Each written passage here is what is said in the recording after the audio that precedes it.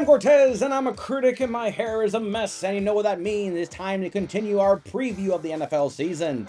As you can see, today we'll be talking about the NFC North, a team that basically has so much hype that I have a fear of heights. So, let's get the obvious one out of the way. The team that we feel like is probably the most in the or the most like in, don't hurt yourself.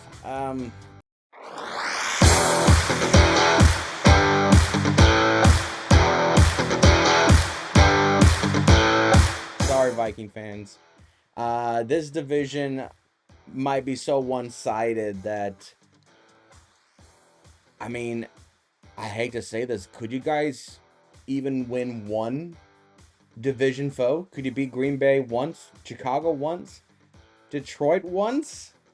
Not saying that they can't. I feel like Dallas Turner was a major steal because Atlanta's dropped the ball. But you guys have Dallas Turner, and if he's as formidable as you guys or everyone's been saying for the entire off season going into the draft, that I can't help but feel like he's gonna help. He's gonna help sack those other quarterbacks, the Jared Goffs, the Jordan Loves, and Caleb Williams. He's gonna help. That's gonna be a very major help. But McCarthy looked so good, and then he had the injury, and then basically was gone.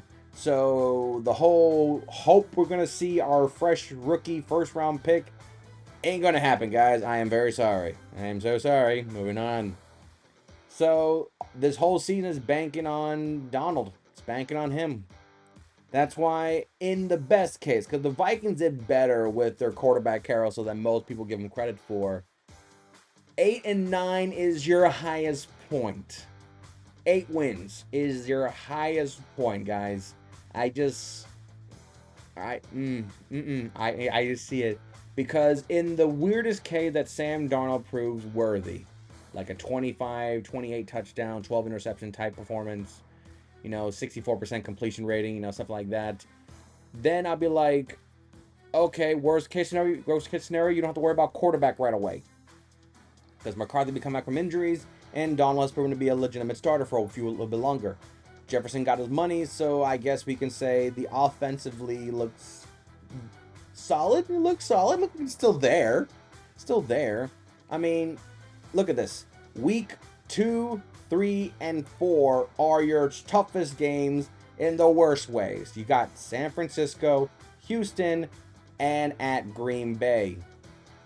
So we're going to see how much of a stress test this really is, because 4 weeks into the season doesn't really scream identity. It screams finding myself. And you're going against 3 teams that probably already have an idea of what they are already, and they're just going to come in there and smack you in the mouth and basically be like, nothing personal, but you're in the way. That's why if the things really go south for the Vikings, 5 wins, and they could be discussing, probably top pick. And will they go through the same turmoil as the Bears did and be like, well, we have a rookie quarterback? I mean, there's probably other very talented players coming up in this college football season that are not called quarterbacks. Travis Hunter comes to mind. We'll talk about a massive steal if you guys are in the top 5, top 3, and you guys take Travis Hunter. That sounds fun. Let's not get too ahead of ourselves. For all I know, we could be completely wrong and they get like the top 10 pick. We don't know. So, but your offensive and defensive MVP goes to Justin Jefferson and Andrew Van Ginkel, which, tell me, for the love of God, I was trying to find any picture of him in a Viking uniform. That was very fun to find. So I had to pick this makeshift one. But I feel like he is going to be the quiet hero of that defense. I feel like Andrew has been a guy that does the job very well, but with Hunter gone to the Texans, I just can't help but feel that, you need some type of stability on that defense. The Vikings secondary, for some reason, I just feel like they still have questions with it, even though they got Harrison Smith back there.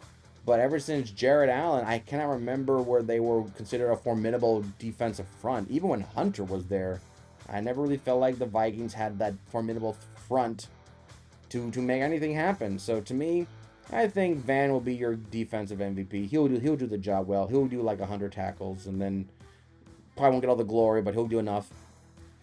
And Justin Jefferson, same thing I had thing with George Pickens in Pittsburgh. Justin Jefferson's gonna do, probably 1,400 yards, 12 touchdowns. He's gonna do everything he can to help out his quarterback. And in a non-insulting way, he got his money. So I feel like he just wants to prove that yes, he was worth every penny by playing. I mean, there's a lot of receivers that have played with bad quarter for a long time, and some of them have finally got that, either that Super Bowl or that recognition or just underappreciated. Mike Evans, Tampa Bay, just putting it out there, bias here. So to me, Jefferson would just probably have one of those seasons where he'll do his job, and the Vikings go 5-12. He'd be like, I did the best that I can do with what I had. I did my job, and take the professional route. Verdict: top 15 pick. Sorry guys, sorry. Top 15 pick. You might be the one team I can probably say Travis Hunter going to Minnesota could be a possibility. I'm saying that. Travis Hunter to Minnesota could be the possibility. Just want to throw that out there and ask the universe for that answer. But Minnesota, I'm sorry. This year is not for you. So get out. Now let's talk about the three teams that I've seen multiple people from different sources, from you to me to them to us, that basically who's going to be the third best team in the NFC North. So I'm sorry, guys. They have shown me nothing, and it's been preseason. I don't care if he's the second coming of Mahomes, but until I see something else to prove a point, I have no choice but to make it clear.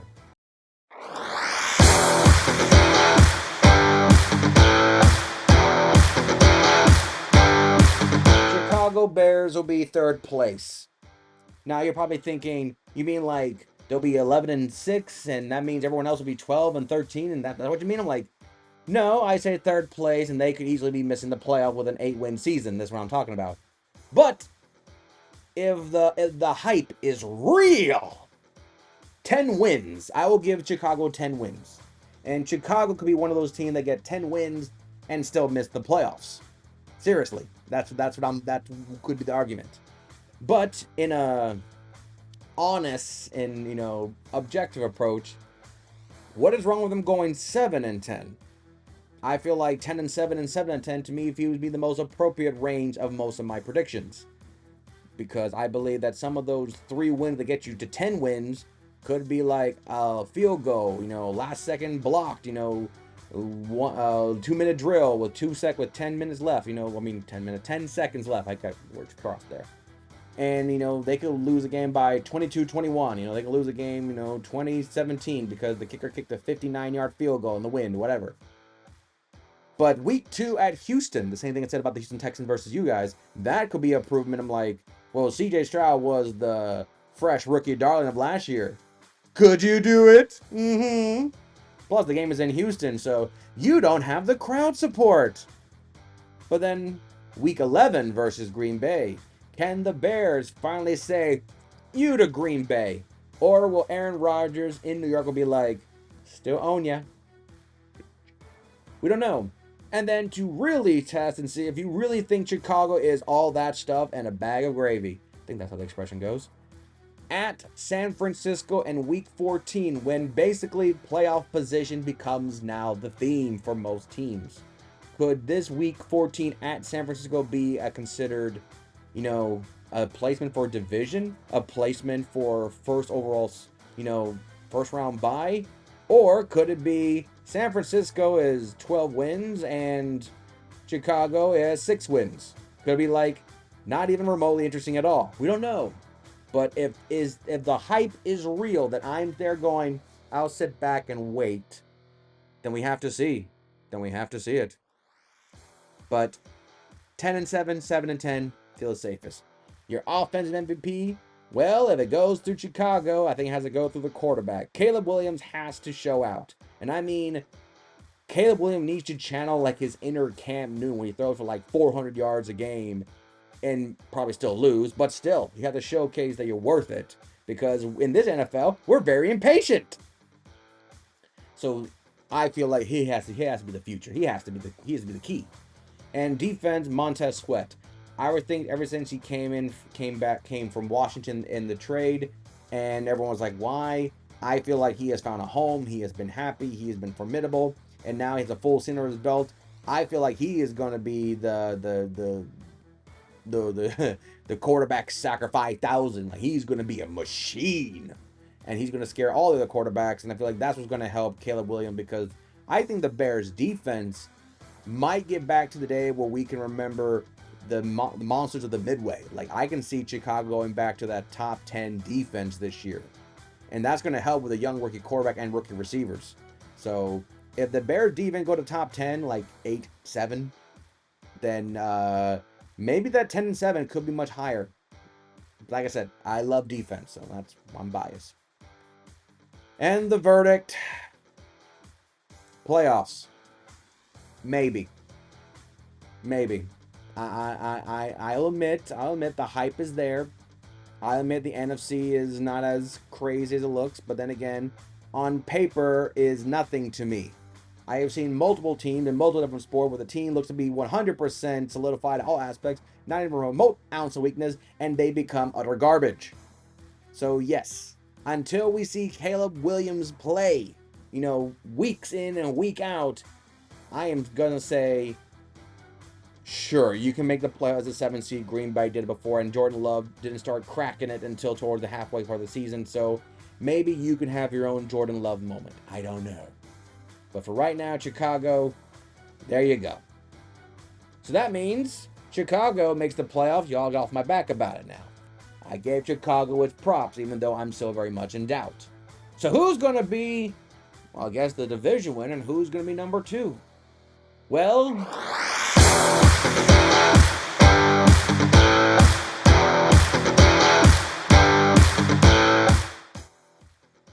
in second place, we have the Green Bay Packers. Fight me, Green Bay fans. What if Jordan Love has a sophomore slump? He got paid all that money after 1 year. I have seen respectable Green Bay fans out there. Respectable. And I respect them very much so. Hopefully I meet them one day. Maybe. But it's still 1 year. I feel like the same criticism was used on Baker Mayfield when he was in Cleveland, that he never recovered. But I don't see the same approach to Green Bay, because I don't know why. What if Green Bay regresses? What if Green Bay, gets figured out? What if Chicago sweeps them? Anything can happen. Even though I did say when I reviewed them that Green Bay's stats of Jordan Love was much bigger than I thought, much better than I thought. So yes, I still have them as a 12-win team, even with all this massive hating on it. But in the case that everyone else plays better, or they regress slightly in the worst case scenario, 8 wins might be your lowest. I still think this team is still very good. And I believe because Jordan Love has really no ace receiver. Let's be real. I'm sorry. Everyone else in the division has an ace receiver. Green Bay has a bunch of B minuses and C pluses and some D's. But Green Bay's defense is the one I'm most focused on. I want to see a Green Bay defense, be more of the identity of Green Bay than just quarterback play of Rodgers and Favre, and now Love's like, great, quarterback play, defense still atrocious, but at least the quarterback can throw for 400 yards and 3 touchdowns, and we win by 2. But I still have a 12-5, and I can still see him into the playoffs. Yes, 12-5, yes. But that means if I see him 12-5, it means the other guy is probably thinking of 13 wins. Yeah, that's the reason. Your offensive, defensive MVP, Jordan Love and Alexander. With the receiving threat that the Lions, the Vikings, and the Bears all have, you need Alexander to shut down their ace receivers. Because I said they have aces, you guys don't. So if Alexander can manhandle their receiving core, that's going to help the Green Bay defense, and that's going to help the Green Bay offense go against them, because they won't have to worry about having to play a shooting match because their best receiver is being contained by your best corner. So that's why Alexander is my MVP, even though I would love to give it to a pass rusher or even a linebacker. But Alexander is taking on the greatest task by basically going against clearly number one highly paid receiver, and some probably will be paid receivers, 6 times. 6 times. At home and away, he has to go against the best receiver, not just in the division, not just in the conference, but in the league. 6 times. And if he shuts him down to under 100 yards and no touchdowns, that is a win. If you guys still lose, then that's kind of on you guys. If Alexander does his job. Just saying. Verdict, Green Bay is going to the playoffs. Green Bay is going to the playoffs. I will admit I'm drinking the Kool-Aid on this one. Now, people say, wow, you hate Chicago. I'm like, Chicago hasn't played. I knew Chicago played together as a team before I make that decision. Green Bay, I haven't seen. Green Bay had played one season. And when I did the review, they did better than I thought. So, yes, I am drinking the Green Bay Kool-Aid, even though I am putting that, sophomore slum sprinkle on it, on their season. So, for me, I'm doing that. I'll admit that. I never said I was perfect, but I never said I was not a hypocrite. But for Green Bay's sake, you're making the playoffs. But you might make it as the 5th seed. Sorry. Because the team that I feel like is going to win the division and potentially go beyond that.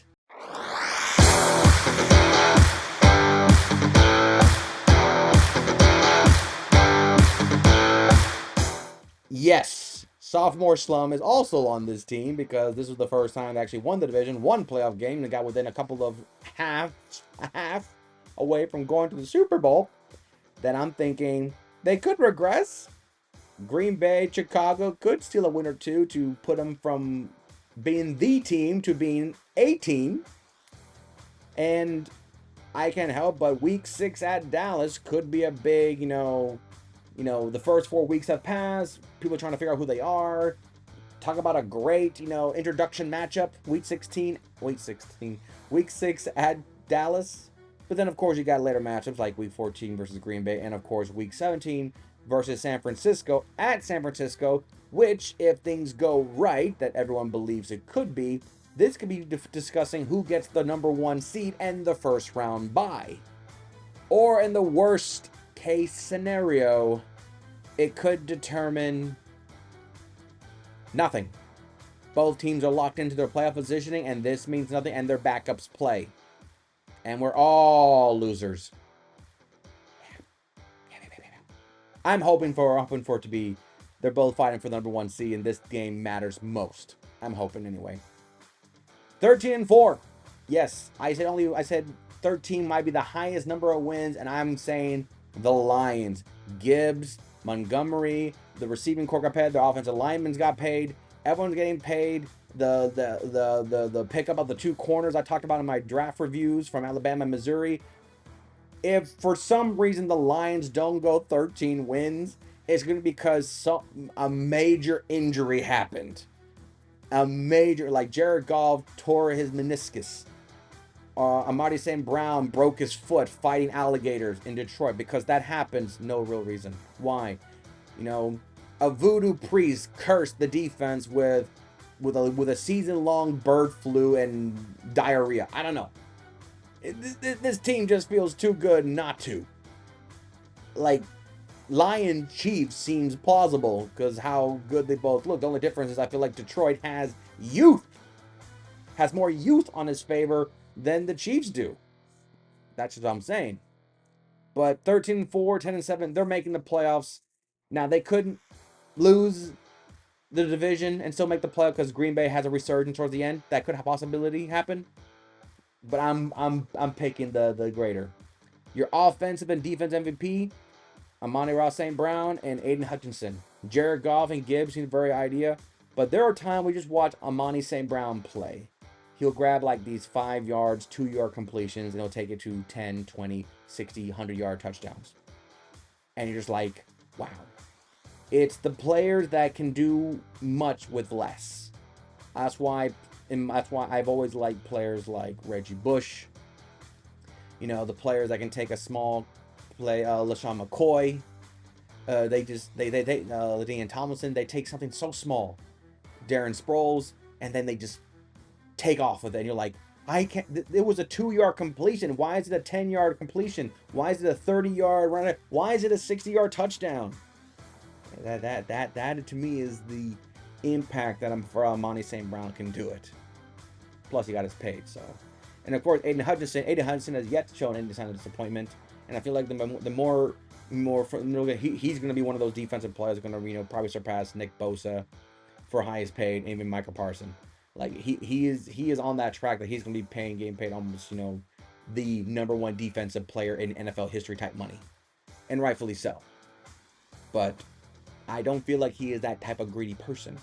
But he'll be deserved the price tag when the time comes. Just saying. Do I have the verdict? Detroit, you're going to the Super Bowl.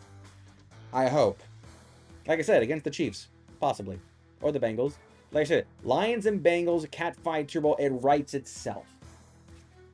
And of course, 2 overall picks going at it. The stories there. Both teams have never won a Super Bowl. One has been there 3 times. One has never been there. The story writes itself, and I think that's what we all really want. A team to win a Super Bowl that has never done it.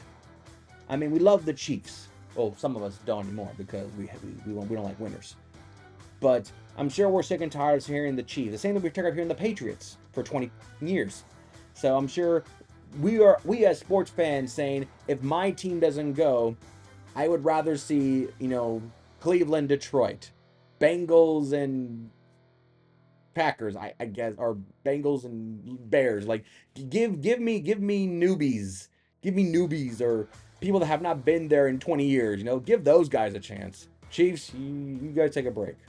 But yeah, Detroit, Super Bowl bound. Or at least you better. So, that's the NFC North. We are moving along on these division recaps or these division previews. So we went to the South, went to the North. Let's go. All right, why not? I've been giving them enough crap. Let's go to the West, and let's go to the NFC West as the Niners are there, the Rams are there, the Cardinals are there, and the Seahawks are there. I think I set them all right. And we'll see if... Is there any surprises? I think there is. So, until next time, I'm Cortez, and I'm a critic. Thank you very much for watching.